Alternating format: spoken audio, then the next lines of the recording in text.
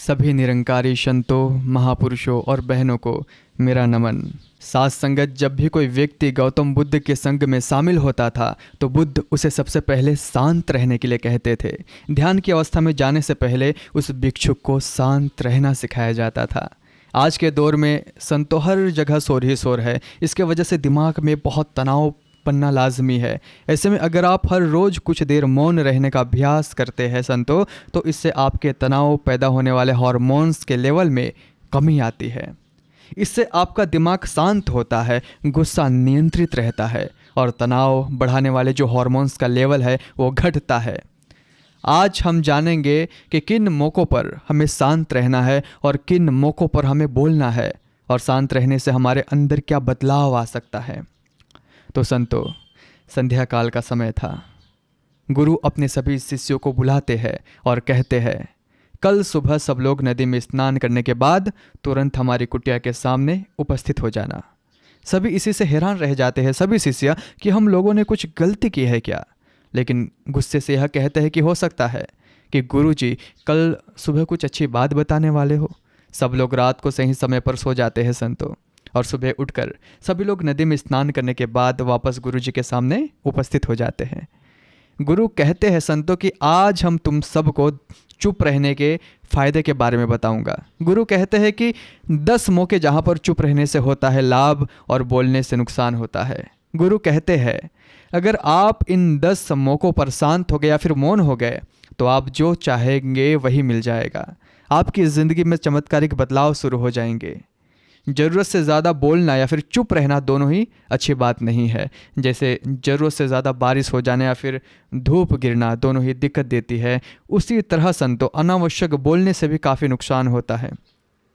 फिर गुरु कहते हैं कि पहला ऐसा मौका जहाँ पर व्यक्ति को चुप रहना चाहिए, वह मौका कौन सा है? बिना तथ्य के ना बोले। गुरु ने कहा कि अगर आपके पास कोई तथ्य नहीं है तो वहाँ चुप रहने में ही भलाई है। चुप बैठने से दिमाग में नई कोशिकाओं का निर्माण होता है और इससे ज्ञान की वृद्धि होती है। बोलने में भलाई वही है संतों जहाँ पर आपको किसी चीज़ के बारे में पूरा पूरा ज्ञान हो। अगर आप बिना तथ्य के कहीं पर बोलते हैं या फिर बेवजह बोलते हैं तो आपका वहाँ पर मजाक भी बन सकता है। अगर आपके पास में पर्याप्त जानकारी नहीं है, ऐसी जगह पर बोलने से आपका मजाक तो बनेगा ही संतों, साथ ही साथ लोगों का भरोसा भी आपसे उठने लगेगा। इसलिए ऐसी जगह पर शांत रहो जहाँ पर आपको पता ना हो कि क्या बोलना है और क्या नहीं बोलना है। कई बार कुछ लोग ऐसे होते हैं संतों जो हर जगह अपनी उपस्थिति बताने लगते हैं। उन्हें पता नहीं होता कि हमें क्या बोलना है, लेकिन फिर भी बोलते चले जाते हैं और फिर बाद में दूसरे लोग उनके जाने के बाद उनका मजाक उड़ाते हैं। जब तक आपको उस तथ्य के बारे में अच्छा खासा ज्ञान ना हो संतों, उसके बारे में पता नहीं है, तो वहाँ पर चुप रहना ही ज़्यादा समझदारी है। फिर गुरु ने कहा दूसरा ऐसा मौका जहाँ पर व्यक्ति को चुप रहना चाहिए। शब्दों से ना पहुँचे ठेस, अगर आपके शब्द किसी को मानसिक ठेस पहुँचा रहे हैं तो वहाँ पर चुप हो जाना चाहिए। कमज़ोर व्यक्ति के बारे में कुछ भी बोलकर आप महान नहीं बन सकते। महान आप किसी कमज़ोर का साथ देने में बनेंगे संतों। कई बार होता है कि कुछ लोग अपने से छोटे व्यक्ति को भला बुरा कहने लगते हैं।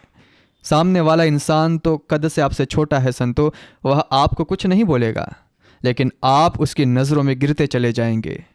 हो सकता है कि कल वह भी आपसे पद में बड़ा हो जाए।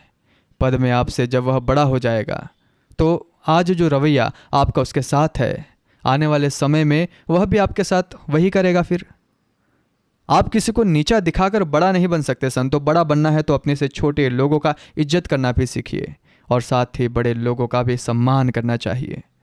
लोगों को लगता है संतों कि अगर वह अकड़ कर बोलेंगे और सामने वाले को नीचा गिराने की कोशिश करेंगे तो वह बड़े बन जाएंगे।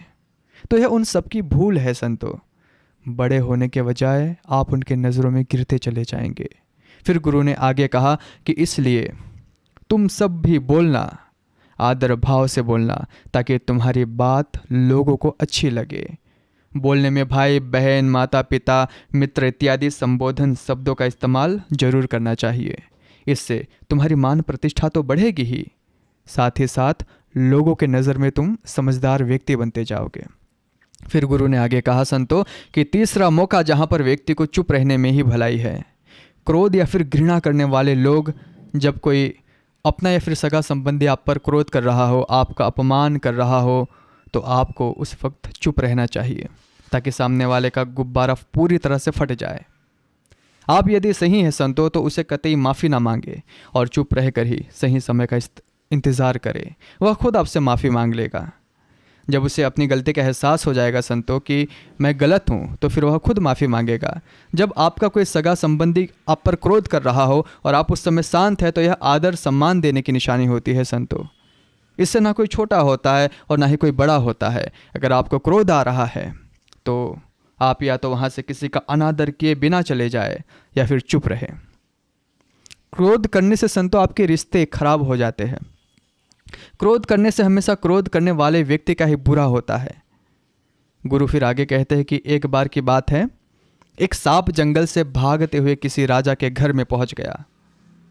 लोगों ने छेड़खानी की तो वह बहुत ही गुस्सा हो गया सांप, जिससे घर में जो तलवार पड़ी हुई थी उसी को लपेट कर कसने लगा और धीरे धीरे उसका पूरा शरीर कट गया। ठीक उसी प्रकार संतो हमारा गुस्सा भी हमारे शरीर को तलवार की भांति काटता रहता है। गुस्सा ध्यान से ख़त्म होता है। प्रतिदिन अगर आप ध्यान की मुद्रा में बैठते हैं या फिर सिमरन करते हैं तो आपके गुस्से को आप नियंत्रण कर सकते हैं। फिर गुरु आगे कहते हैं कि यह तो तरीका है कि आप प्रतिदिन सिमरन का अभ्यास करें, जिससे आपके शरीर में जो हार्मोन्स गुस्से को बढ़ावा देते हैं वह सब तुम्हारे नियंत्रण में रहेंगे, जिससे शरीर गुस्से पर आसानी तुम्हारा काबू पा लेगा। लेकिन एक तरीका यह भी है संतो कि जब भी आपको गुस्सा आए तो आप यह समझने का प्रयास करो कि क्या मेरा गुस्सा जायज़ है या फिर नहीं। हमें वहाँ पर बोलना चाहिए संतो कि नहीं। जब आप खुद इस बात का आकलन लगा पाएंगे तो आपको खुद पता चल जाएगा कि हमें गुस्सा करना चाहिए या फिर नहीं। फिर भी आपको गुस्सा आ रहा है संतो तो आप वहाँ से हटने का प्रयास करें, वहाँ से दूर चले जाए। धीरे धीरे समय के साथ आपका दिमाग शांत हो जाएगा।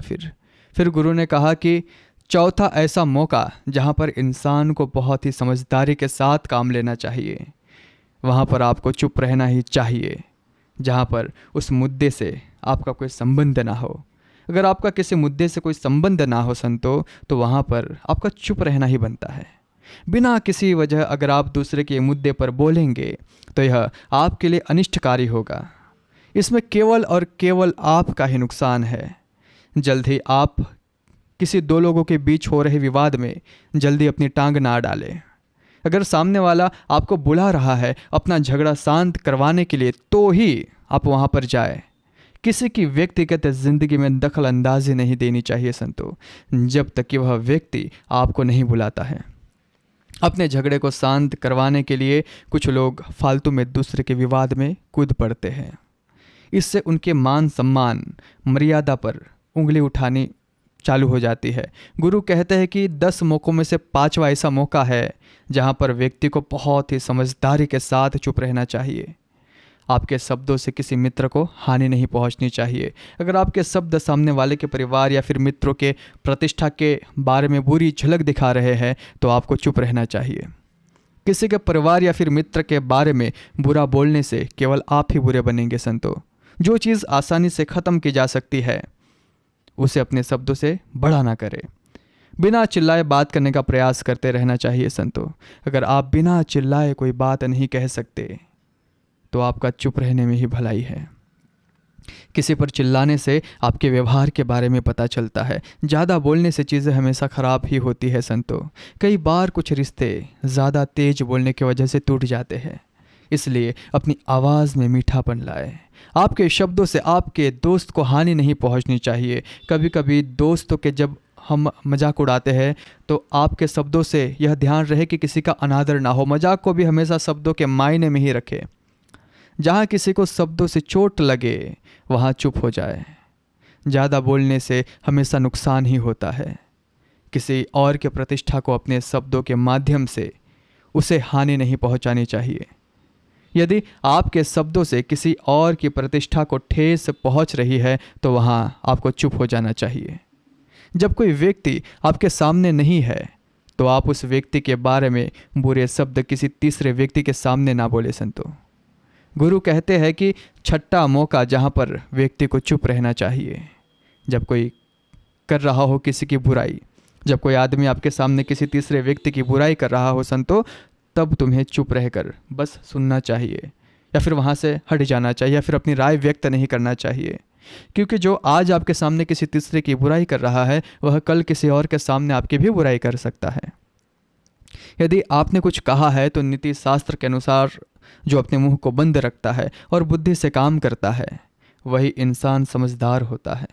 बिना ज़रूरत के बोलना, किसी के बारे में किसी के बीच में बोलना है, फिर यह सब गलत बात है। कभी कभी हमारे लिए बुद्धिमानी इसी में होती है संतों कि हमें अपना मुंह ऐसी जगह पर नहीं खोलना चाहिए। फिर गुरु आगे कहते हैं कि 10 मौक़ों में से 7वां ऐसा मौका जहाँ पर व्यक्ति को चुप रहना चाहिए, जब कोई नहीं समझे आपकी भावना। यदि आपको लग रहा है कि कोई व्यक्ति आपके भावना, दुख या फिर परेशानी को शब्दों में नहीं समझ पा रहा है, यदि आपको लग रहा है कि सामने वाला व्यक्ति आपकी भावना या फिर दुख को या फिर आपकी जो परेशानी है उसको वह समझ नहीं पा रहा है, या फिर समझने का प्रयास ही नहीं कर रहा, या फिर वह आपको ध्यान से सुन ही नहीं पा रहा है, तो ऐसे व्यक्ति के सामने आप चुप ही रहे। क्योंकि ऐसे लोगों के आपके भावना या फिर दुख से कोई मतलब नहीं होता। ऐसे लोगों को अपना राज बताकर आप पछताएंगे ही बाद में। इसलिए हर किसी को अपने मन की बात नहीं बतानी चाहिए संतों। अगर आपको लग रहा है कि सामने वाला आपकी बात को नहीं समझ पा रहा है, आपकी भावनाओं को नहीं समझ पा रहा है, तो वहाँ पर आपको नहीं बोलना चाहिए। क्योंकि बाद में आपका मजाक ही बन जाएगा। जब आपको लगने लगे कि सामने वाला आपकी भावनाओं को ठीक तरीके से समझ नहीं पा रहा है, या फिर आप जो कह रहे हैं वह ठीक से सुन रहा है ऐसा लगे, तब आप उसे अपनी बात कह सकते हैं। गुरु कहते हैं कि 8वां मौका जहाँ पर आपको चुप रहना चाहिए, जब कोई इंसान अपना दुख व्यक्त करता है। यदि कोई इंसान अपने दुख या फिर परेशानी को आपको बता रहा है, तो इसका मतलब यह हुआ कि वह आपको अपना समझ रहा है। ऐसे में तुरंत उसे समाधान बताने के बजाय संतोष चुप रहकर सिर्फ उसके दुख या फिर समस्या को सुनो। उसके दुख या फिर समस्या को किसी और को ना बताओ। वह इसलिए नहीं बता रहा संतो आपसे कि उसकी समस्याओं का समाधान आप कर देंगे, बल्कि वह इसलिए भी बता रहा है कि सामने वाला उसकी बात को समझ रहा है। कई बार बताने से दुख कम हो जाते हैं। आपको अपना दुख इसलिए बता रहा होगा कि उसे लग रहा है कि आप उसकी बात को समझ रहे हैं। दुख बांटने से कम हो जाता है। इसलिए जब भी कोई व्यक्ति अपना दुख आपसे व्यक्त करे, तो आप चुप मारकर उसकी बात को बहुत ही ध्यान से सुने, ताकि उसके दुख का मोल कम हो जाए, उसका मन का बोझ जो है वो हल्का हो जाए। क्योंकि उसके मन में जो भी बातें थी वह सब आपको बता दिया है। गुरु आगे कहते हैं कि इन 10 जगहों में से 9 ही ऐसी जगह जहाँ पर आपको चुप रहना चाहिए। जहाँ पर दुष्ट प्रकृति के लोग रह रहे हो और गाली गलौज कर रहे हो, तो आप वहाँ पर मत जाइए। ऐसी जगहों में से आप चुपचाप निकल जाए, मतलब अपनी प्रतिक्रिया दिए बिना आप वहाँ से चले जाए। क्योंकि जिसकी जुबान खराब होती है संतो, जो दुष्ट प्रकृति के लोग होते हैं, उनको आप ऐसे समय में नहीं समझा सकते हैं। जब उनका दिमाग पूरी तरह से शांत हो जाए, तभी वह आपकी बात सुनेंगे। इसलिए जहाँ पर दुष्ट प्रकृति के लोग आपकी बात को ना मानते हो और ना ही सुनते हो, तो आपको वहाँ पर नहीं बोलना चाहिए। गुरु कहते हैं कि 10वां ऐसा मौका जहाँ पर आपको शांत रहना चाहिए। अपनी सफलता का राज हर किसी को नहीं बतानी चाहिए। कई बार होता है संतों कि कुछ लोग जो सफलता को बहुत ही जल्दी अर्जित कर लेते हैं, वे हर जगह अपनी सफलता का ढिंढोरा पीटने लगते हैं। ऐसे में क्या होता है संतों कि कई लोग आपकी सफलता से खुश नहीं हो पाते। अगर आप अपनी सफलता का ज़बरदस्ती लोगों में ढिंढोरा पिटवा रहे हैं, तो लोगों के नकारात्मक ऊर्जा आपको प्रभावित कर सकती है। जब आप सफल होंगे तो सबको पता चल ही जाएगा कि आप सफल हो गए हो। ढिंढोरा पिटने की क्या ज़रूरत है, उससे आपका नुकसान ही होगा। इतना कहकर फिर गुरु ने कहा संतों कि शिष्यों, आज के लिए बस इतना ही। अगर तुम सब मेरी इन 10 बातों को अपने जीवन में अपना लेते हो, तो तुम सबका काफ़ी हद तक परेशानियों से बचे रहोगे। यहाँ से जाने के बाद मेरी यह बातें आपके जीवन में किसी वरदान से कम साबित नहीं होगी संतों। तो संतों, मुझे उम्मीद है कि इस प्रवचन से आपको बहुत कुछ सीखने को मिला होगा। क्योंकि देखो संतों, हमें संसार में रहकर ही अध्यात्म में आगे बढ़ना होता है। तो हमें संसार में रहकर ही जब अध्यात्म में आगे बढ़ना है, तो संसार का ज्ञान तो जरूरी है। इसलिए संतों, अगर कहने समझाने में त्रुटि हुई हो तो दास को क्षमा करना। फिर मिलते हैं अगले प्रवचन में।